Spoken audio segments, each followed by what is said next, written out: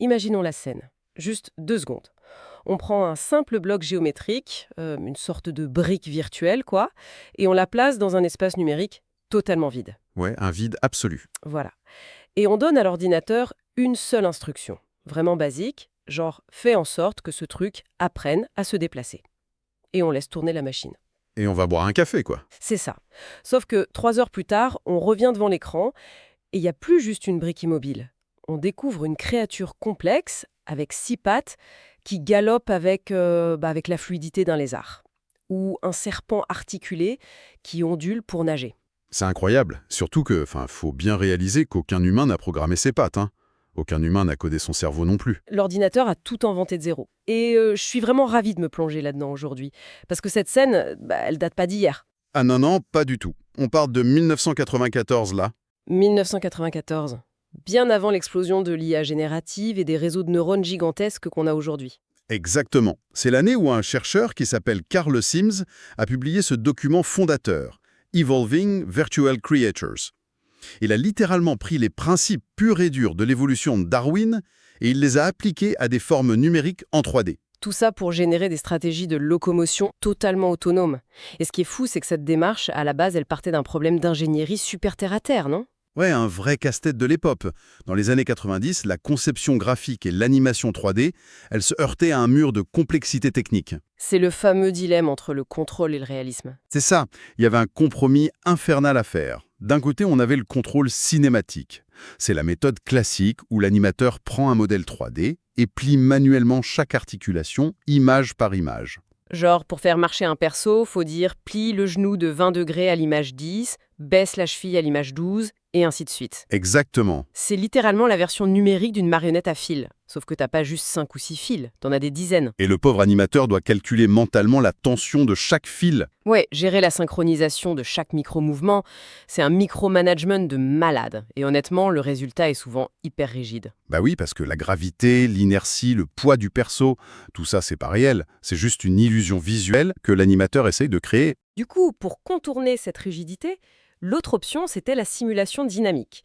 Là, on allume un vrai moteur physique. Voilà, on donne une masse aux objets, on active la gravité, on applique de vraies forces sur les articulations, et visuellement, ça devient ultra réaliste parce que ça obéit aux lois de Newton, tout simplement.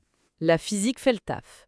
Sauf que là, le contrôle devient un cauchemar absolu. Ah oui, c'est incontrôlable. Si on reprend notre marionnette, passer à la dynamique sans aide, c'est comme couper tous les fils, jeter la marionnette par la fenêtre. Ouais. Et prier très fort pour qu'elle atterrisse sur ses pieds, ouais. C'est ça, qu'elle fasse une pirouette parfaite par la simple grâce de la physique. C'est juste le chaos dès que tu as plusieurs articulations. Et c'est là que l'approche de Carl Sims change tout. C'est brillant parce que, au lieu de s'acharner à concevoir ce contrôle, au lieu de calculer manuellement quelle force mettre sur quel muscle à quel moment, il a décidé de le faire évoluer. On lâche l'affaire sur le micromanagement et on délègue tout à un algorithme génétique. Voilà. On sacrifie le contrôle humain direct, on perd la main sur le comment pour se concentrer uniquement sur le quoi. La seule chose qu'on garde, c'est ce qu'on appelle la fonction de fitness, c'est ça. Ouais, la mesure d'aptitude. On dit à la machine, ton seul but c'est que cette structure aille le plus loin possible, du point A au point B. Et débrouille-toi avec la physique. Mais pour que cette évolution, cette sélection naturelle logicielle marche, il a bien fallu inventer une sorte d'ADN numérique, non? Comment on code une créature? Eh bien, Sims s'est directement inspiré de la biologie. Il a repris la distinction entre le génotype et le phénotype. Le génotype, c'est la recette, le code génétique, et le phénotype, c'est la créature physique finale, c'est ça? Tout à fait. Et pour écrire ce génotype, il a utilisé des graphes orientés. D'accord. Donc un graphe orienté, si on essaie de visualiser, c'est un peu comme un organigramme, avec des boîtes d'instructions reliées par des flèches. C'est une bonne image. Et la magie de ce système, c'est la récursivité. Les flèches peuvent boucler sur elles-mêmes. Ah, donc au lieu d'écrire un code super lourd qui dit dessine un os, puis un autre pour faire une colonne vertébrale, Le code dit juste « dessine un os » et répète cette instruction 5 fois. Ça permet de générer des morphologies hyper complexes avec très peu de code au départ. et ces boîtes, elles définissent juste la taille des blocs. La taille, oui, mais surtout le type d'articulation entre eux. Le code choisit s'il met une charnière simple, qui plie dans un seul sens, genre un genou, ou un joint sphérique qui tourne dans tous les sens, comme une épaule. D'accord, mais ça c'est que le squelette. Je veux dire, un corps sans cerveau pour le bouger, c'est juste un bout de pixel mort. Exact. Sauf que ce graphe orienté, il code le cerveau en même temps que le corps. Et ce cerveau virtuel, c'est une pépite mathématique. Déjà, il a des capteurs. Des sens, en gros. Ouais. La créature peut avoir des capteurs d'angle pour savoir à quel point son genou est plié, des capteurs de contact pour sentir si son pied touche le sol, et même des capteurs de lumière. Et ces infos, elles vont où? Parce qu'on parle de 1994, donc c'est pas les gros réseaux de neurones qu'on a sur nos smartphones aujourd'hui. Non, c'est très différent. Les neurones de ces créatures contenaient des fonctions mathématiques explicites.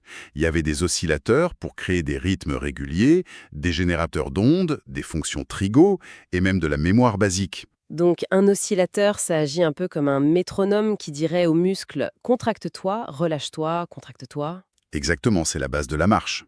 Et en parlant de muscles, il y a un détail biomimétique de fou. La force d'un muscle virtuel, ce que le document appelle un effecteur, elle est proportionnelle à la surface de contact entre les deux blocs qui le relient. Attends, donc si la jonction est toute petite, le muscle est faible. Ouais, une patte minuscule pourra jamais soulever un corps énorme parce que son articulation n'aura pas la force nécessaire dans la simulation. Ah, c'est génial! Ça force l'évolution à faire des choix anatomiques qui ont du sens. Le développement du corps limite le cerveau, et le cerveau influence la forme du corps. C'est totalement hybridé. Et le clou du spectacle, c'est quand l'instruction corporelle se duplique. Si le code dit « crée un bras » et que ce bras a son propre mini-circuit neuronal pour bouger, S'il se répète pour faire 4 bras, il copie le cerveau avec? ouais, l'intelligence est décentralisée. Chaque bras naît avec son propre centre de contrôle précablé. Il y a un truc qui me chiffonne par contre. Dans ce graphe de mathématiques pures, l'ordinateur sait pas ce qu'est un bras, ni ce qu'est la gauche ou la droite. Non, il n'a aucune notion sémantique de tout ça. Alors comment ça se fait qu'on obtienne des créatures symétriques? La symétrie bilatérale, c'est super important dans la nature pour avancer droit. Mais comment ça émerge d'un graphe? C'est super astucieux. Le système utilise des réflexions, une sorte de mise à l'échelle négative. Un effet miroir, quoi. Voilà. Si une mutation fait pousser une super nageoire d'un côté, le graphe peut juste ajouter une connexion x-1 sur l'axe opposé. Et paf, la créature a la même nageoire de l'autre côté. C'est ouf. La géométrie qui crée de la biologie. Mais bon, un corps et un cerveau géniaux, ça sert à rien s'ils évoluent dans le vide. Il a bien fallu construire une matrice pour les tester, non? Un vrai bac à sable physique, ouais. Et en 1994, calculer la physique d'objets articulés, c'était un mur monumental. J'imagine que le temps de calcul devait exploser. Totalement. Si tu utilises une méthode classique, plier une seule articulation répercute la force sur toutes les autres. Pour une créature complexe, l'ordinateur aurait mis des années pour calculer une seconde de mouvement. Donc comment ils ont fait? Sims a utilisé la méthode de Featherstone. C'est un algorithme de dynamique dit O de n, qui permet de calculer ses forces de manière linéaire. Sans cette optimisation, rien de tout ça n'aurait existé. D'accord, donc on a un moteur physique robuste, avec la gravité, les collisions, l'élasticité, les frottements. Même un modèle de viscosité pour l'eau. Plus la surface se déplace vite, plus l'eau résiste, ce qui favorisait les formes hydrodynamiques. Sauf qu'aucun moteur physique n'est parfait, hein. Il y a toujours des petites erreurs d'arrondi ou des bugs de collision. Et là, c'est le truc que je trouve le plus fascinant.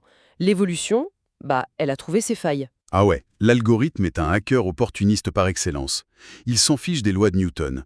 Tout ce qu'il veut, c'est maximiser son score. Si un mouvement complètement absurde déclenche un bug qui génère un micro-boost d'énergie gratuite, la créature va le garder. Absolument. Elle va l'intégrer à son génome et l'exploiter à fond. Ça me fait tellement penser aux speedrunners dans les jeux vidéo. C'est la même dynamique. Tu sais, ces joueurs qui se frottent contre un mur pendant des heures parce qu'ils savent que le moteur physique va péter un câble et les téléporter à l'autre bout de la carte. Les créatures de Sims faisaient pareil, elles pirataient leur propre thermodynamique pour gagner. Ce qui montre bien que la machine résout le problème qu'on lui donne, pas celui qu'on pense lui avoir donné. Si ton simulateur fuit, t'obtiens pas un nageur, t'obtiens un glitch mathématique qui annule la gravité. Il a donc fallu patcher la matrice en permanence. Ouais, boucher toutes les failles pour forcer les créatures à utiliser de vrais mouvements physiques légitimes. Alors, une fois ce bac à sable bien étanche, qu'est-ce qui se passe? On ouvre les portes de la reine de l'évolution. Et là, c'est d'une brutalité darwinienne absolue. On injecte 300 créatures de départ générées totalement au hasard. Donc la plupart ressemblent à rien et bougent même pas, j'imagine. Des tas de blocs inertes, ouais. On leur donne quelques secondes pour faire leurs preuves, et à la fin, le couperet tombe. On élimine 80% de la population. Bam, fini. Il reste que les 20% les plus performants. Et c'est eux qui deviennent les parents de la génération suivante. C'est ça. Et pour créer la descendance, il y a la mutation simple. Changer un chiffre au hasard dans le cerveau ou rallonger un bloc. Mais le vrai moteur, c'est la reproduction sexuelle. Le croisement entre deux parents, donc. Mais comment on croise des graphes mathématiques? Il y a l'enjambement où on prend la moitié des instructions d'un parent et on fusionne avec l'autre moitié du deuxième.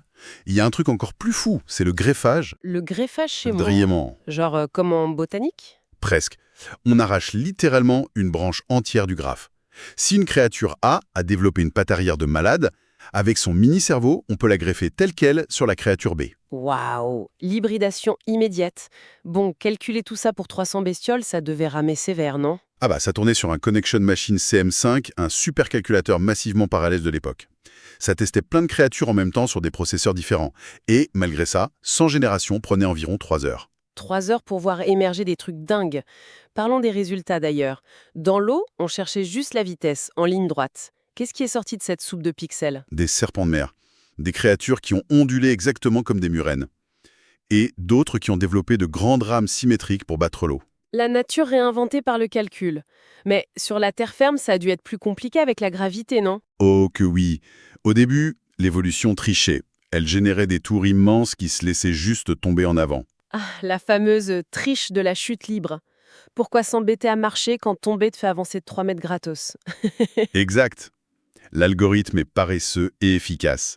Il a fallu introduire une règle pour obliger la créature à démarrer d'une position stable. Et une fois cette règle en place, il y a eu de vraies démarches. J'ai lu qu'il y avait des espèces de lézards qui rasaient le sol, des vers géomètres qui se contractaient pour avancer. Et des trucs hyper asymétriques, genre des blocs qui sautillent en frappant le sol frénétiquement avec un moyon. C'est génial. Et le plus dingue, c'est l'expérience de transfert. On prend un super serpent de mer hyper optimisé pour l'eau, sans gravité. Et on le balance sur la terre ferme. Logiquement, écrasé par la gravité, il devrait juste tressaillir et mourir, non? C'est ce qu'on penserait, mais non. L'évolution a repris son cours et au fil des générations, les nageoires se sont transformées en béquilles pour gérer le poids. Le mouvement d'ondulation s'est adapté à la friction du sol et le poisson numérique est devenu un reptile rampant. Une preuve éclatante de la résilience de cette architecture. Ça me donne le vertige. Parce que quand on prend du recul, en 1994, on venait de briser le paradigme de l'horloger. La complexité n'avait plus besoin d'être pensée par un cerveau humain. C'est exactement ça. Quand on regardait le cerveau de ces créatures gagnantes, c'était un plat de spaghettis. Des nœuds qui servaient à rien, d'autres qui faisaient 4 choses en même temps. C'était totalement opaque pour un ingénieur humain. Impossible de regarder le plan et de dire « Waouh, voilà comment ça marche ». Mais bon, incontestablement, la bestiole courait. Le processus aveugle de sélection a battu la conception analytique pure. Et ça m'amène à une réflexion inévitable sur aujourd'hui. Dans ce petit bac à sable de 1994, sur des ordis moins puissants qu'une montre actuelle, l'évolution a trouvé des failles, triché avec la physique et généré un code intriqué totalement incompréhensible pour ses créateurs. Ouais. Alors, imaginons un instant notre monde moderne. Que se passe-t-il quand on lâche ces mêmes principes brutaux d'optimisation dans les gigantesques réseaux d'IA qui gèrent Internet? C'est la grande question, ouais. Si leur fonction de survie mathématique, ce n'est plus de marcher, mais de capter notre attention, de persuader ou de proliférer.